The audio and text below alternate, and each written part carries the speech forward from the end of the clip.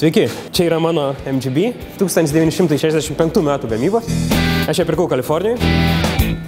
Labai ilgai ieškojau, nupirkau tik iš 4 ar 5 kartą, labai ilgai manęs nepardavė, bet buvo puikus stovis, bet toli gražu ne toks, kokį mato dabar. Čia labai daug įdėta darbo. Su tuo automobiliu važiuosiu į Rally Monte Carlo, Historic, šiemet.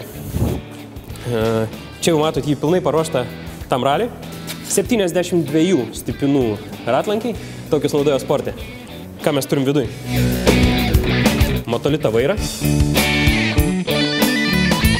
Čia tokia ekraniuka, kur aš matysiu, ar aš gerai darau viską, ką darau.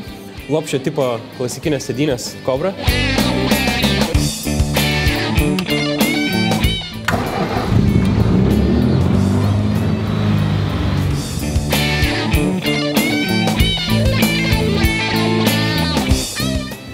Čia po kapotu mes turime 4 cilindrų raudoną variklį. Jis sukuria maždaug 90 arklio galių, bet to visiškai pakanka 750 kg svorio mašinytei. Turim karburatorius, pavyzdžiui, bet visiškas standartas. Pilnai pasidaryta taip, kaip buvo originali.